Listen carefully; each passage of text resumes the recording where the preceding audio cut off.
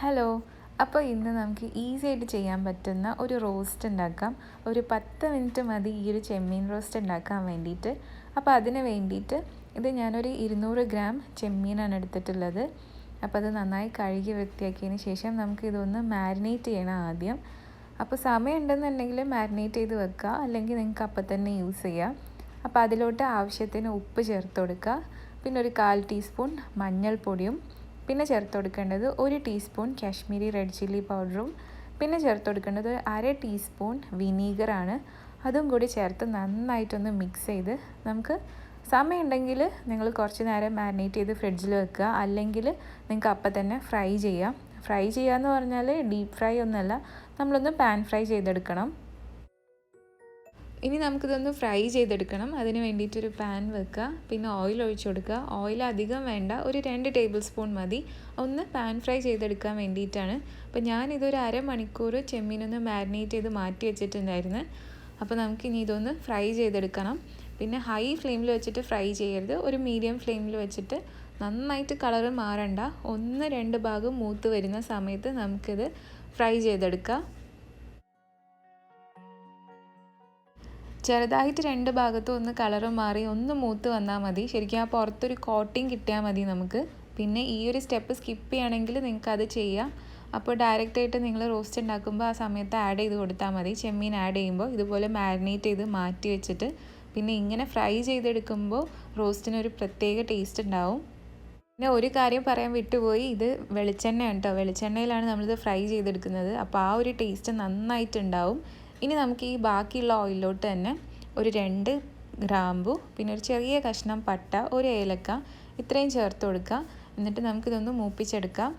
അതിനുശേഷം ഒരു വലിയ ഉള്ളി ചെറുതായിട്ട് കട്ട് ചെയ്ത് ഇതിലോട്ട് ചേർത്ത് കൊടുക്കുക. അപ്പോൾ ഞാൻ 200 ഗ്രാം ചെമ്മീനാണ് എടുത്തിട്ടുള്ളത്. അപ്പോൾ ഒരു സവാള മതിയാവും. ഒരു മീഡിയം സൈസിലുള്ള വലിയ ഉള്ളി ചേർത്ത് കൊടുക്കുക.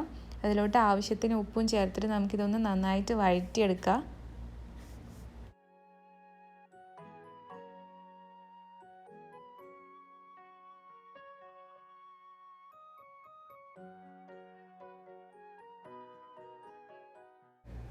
ഇനി ഇതിലോട്ട് ചേർത്ത് കൊടുക്കേണ്ടത് 1 ടീസ്പൂൺ ഇഞ്ചിയുടെയും വെളുത്തുള്ളിയുടെയും പേസ്റ്റാണ്. രണ്ടും കൂടിയാണ് 1 ടീസ്പൂൺ എന്ന് പറഞ്ഞത്. അധികം വേണ്ട, നമുക്ക് 1 ടീസ്പൂൺ ചേർത്ത് കൊടുത്തിട്ട് നന്നായിട്ടൊന്ന് മിക്സ് ചെയ്ത് കൊടുക്കുക.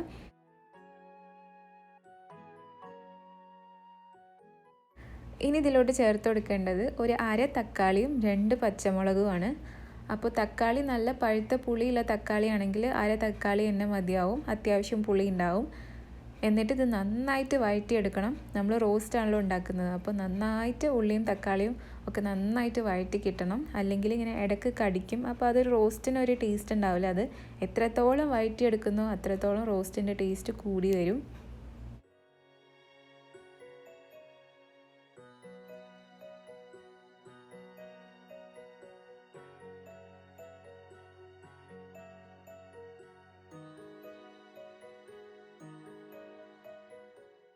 ഇനി ഞാൻ ഇതിലോട്ട് ചേർത്ത് കൊടുക്കാൻ പോകുന്നത് ഒരു 1/4 ടീസ്പൂൺ വലിയ ജീരകമാണ്.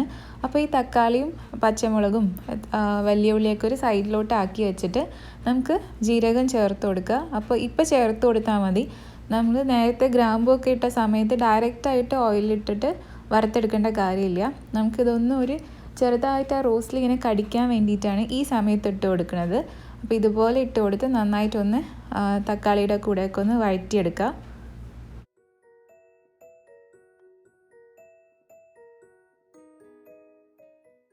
ഇപ്പോൾ തക്കാളിയൊക്കെ നന്നായിട്ട് ഉടഞ്ഞിട്ടുണ്ട്. ഈ സമയത്ത് നമുക്കിനി മസാലപ്പൊടികൾ ചേർത്ത് കൊടുക്കാം. അപ്പോൾ അതിന് വേണ്ടിയിട്ട് ഒരു 1/4 ടീസ്പൂൺ മഞ്ഞൾപ്പൊടി ചേർത്ത് കൊടുക്കുക. പിന്നെ 1 ടീസ്പൂൺ മുളക് പൊടി ചേർത്ത് കൊടുക്കുക. പിന്നെ ഒരു 1/4 മുതൽ 1/2 ടീസ്പൂൺ വരെ മല്ലിപ്പൊടി ചേർത്ത് കൊടുക്കുക. പിന്നെ കുറച്ചും കൂടി എരിവ് വേണം എന്നുള്ളവർക്ക് ഒരു 1/2 ടീസ്പൂൺ കുരുമുളക് പൊടിയും കൂടി ചേർത്ത് കൊടുക്കുക. എന്നിട്ട് നമുക്കിത് നന്നായിട്ടൊന്ന് മിക്സ് ചെയ്തെടുക്കണം. അപ്പോൾ ആ ഒരു റോസ് സ്മെല്ലൊക്കെ പോകുന്നവരെ ആദ്യം നമുക്കിതൊന്ന് ചെറിയ ഫ്ലെയിമിൽ വെച്ചിട്ട് വേണം നമുക്കിതൊന്ന് ഈ മസാല ഒന്ന് മൂപ്പിച്ചെടുക്കാൻ വേണ്ടിയിട്ട്. അത് പ്രത്യേകം ശ്രദ്ധിക്കണം.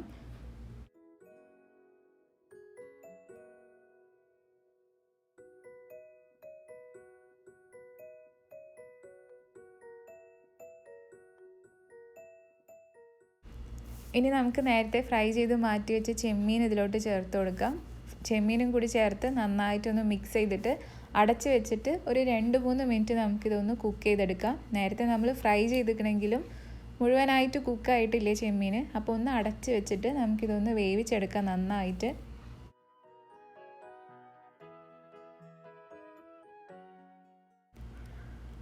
ഇപ്പോൾ ചെമ്മീൻ നന്നായി വെന്തിട്ടുണ്ട്, ആ എണ്ണയൊക്കെ നന്നായി തെളിഞ്ഞ് വന്നിട്ടുണ്ട്. അപ്പോൾ നമുക്കിനി ഇപ്പോൾ സ്റ്റോപ്പ് ചെയ്തിട്ട് ഇങ്ങനെയും കഴിക്കാം. ഇങ്ങനെ കഴിക്കാനും നല്ല ടേസ്റ്റാണ്. പിന്നെ ഒരു ഇൻഗ്രീഡിയൻറ്റും കൂടി ചേർത്ത് കൊടുക്കാനുണ്ട്. വേറെ ഒന്നുമല്ല, തേങ്ങാപ്പാലാണ്. അപ്പോൾ തേങ്ങാപ്പാൽ കുറച്ച് ഒരു 1/4 കപ്പ് തേങ്ങാപ്പാലാണ് ചേർത്ത് കൊടുക്കേണ്ടത്. അപ്പോൾ ഞാനിത് കോക്കനട്ട് പൗഡറാണ് ചേർത്ത് കൊടുക്കുന്നത്. അപ്പോൾ അതൊരു 2 ടേബിൾ സ്പൂൺ ഒരു 1/4 കപ്പ് വെള്ളത്തിൽ മിക്സ് ചെയ്തിട്ടാണ് ചേർത്ത് കൊടുക്കുന്നത്. അപ്പോൾ തേങ്ങാപ്പാലും കൂടി ചേർത്ത് കൊടുക്കുമ്പോൾ നല്ലൊരു ടേസ്റ്റാണ്. നമ്മൾ നേരത്തെ ചെമ്മീൻ വെളിച്ചെണ്ണയിലാണ് ഫ്രൈ ചെയ്തെടുത്തത്, ആ ഒരു ടേസ്റ്റും പിന്നെ ഈ ഒരു തേങ്ങാപ്പാലിൻ്റെ ടേസ്റ്റും എല്ലാം കൂടി നല്ല ടേസ്റ്റാണ് ചെമ്മീനിന്. അപ്പോൾ ഇങ്ങനെ ചെമ്മീൻ റോസ്റ്റ് നിങ്ങൾ എന്തായാലും ട്രൈ ചെയ്ത് നോക്കണം, അത്രയും ടേസ്റ്റാണ്. പിന്നെ ചപ്പാത്തിയുടെ കൂടെ പിന്നെ ദോശയുടെ കൂടെയൊക്കെ നല്ല കോമ്പിനേഷനാണ്. അപ്പോൾ ട്രൈ ചെയ്ത് നോക്കണം. അപ്പോൾ നമുക്കിതൊന്ന് കുക്ക് ചെയ്തെടുക്കണം. ഒന്നും കൂടെ ആ എണ്ണ ഒന്ന് തെളിഞ്ഞ് വരുന്ന വരെ ഒന്ന് തിളച്ച് വന്നു കഴിഞ്ഞാൽ നമുക്ക് ഫ്ലെയിം ഓഫ് ചെയ്യാം. പിന്നെ കുറച്ച് ചാറോട് കൂടി കഴിക്കണം എന്നുണ്ടെങ്കിൽ നിങ്ങൾക്ക് ഈ ഒരു പരുവത്തിൽ സ്റ്റോപ്പ് ചെയ്യുക. പിന്നെ നമ്മളിപ്പോൾ റോസ്റ്റാണല്ലോ ഉണ്ടാക്കുന്നത്, അപ്പോൾ ഞാനിത് ഒന്നും കൂടി ഒന്ന് ഡ്രൈ ആക്കി എടുക്കുകയാണ്. അപ്പോൾ ഒരു മിനിറ്റ് നമുക്കൊന്ന് ഹൈ ഫ്ലെയിമിൽ വെച്ചിട്ട് നന്നായിട്ടൊന്ന് ഡ്രൈ ആക്കി എടുക്കാം. ഇപ്പോൾ ഈ ഒരു പരുവം ഉണ്ടല്ലോ, ഈ സൈഡിൽ നിന്നൊക്കെ ഇങ്ങനെ പറ്റി വരുന്ന ആ ഒരു പരുവത്തിൽ നമുക്ക് ഫ്ലെയിം ഓഫ് ചെയ്ത് കൊടുക്കാം. എന്നിട്ടിത് ചൂടോട് കൂടിയിട്ട് സെർവ് ചെയ്യുക. അപ്പോൾ നല്ല ടേസ്റ്റാണ്. ആ ഒരു വെളിച്ചെണ്ണയുടെ ഒരു ടേസ്റ്റും ആ ചെമ്മീനിൽ അത് നന്നായിട്ട് പിടിച്ചിട്ടുണ്ട് മസാലയൊക്കെ. അപ്പോൾ നിങ്ങൾ കഴിച്ച് നോക്കണം ഇങ്ങനെ ഉണ്ടാക്കിയിട്ട്, നല്ല ടേസ്റ്റാണ്. നിങ്ങൾക്ക് ചപ്പാത്തിയുടെ കൂടെയൊക്കെ കഴിക്കാൻ പറ്റുന്ന ഒരു സൂപ്പർ കോമ്പിനേഷനാണ്. അപ്പോൾ എല്ലാവരും ട്രൈ ചെയ്ത് നോക്കണം.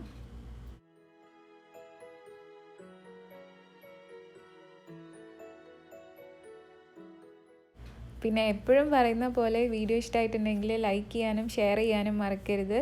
പിന്നെ സബ്സ്ക്രൈബ് ചെയ്യാനും മറക്കരുത്. നിങ്ങൾ സബ്സ്ക്രൈബ് ചെയ്യുക, സപ്പോർട്ട് ചെയ്യുക. താങ്ക്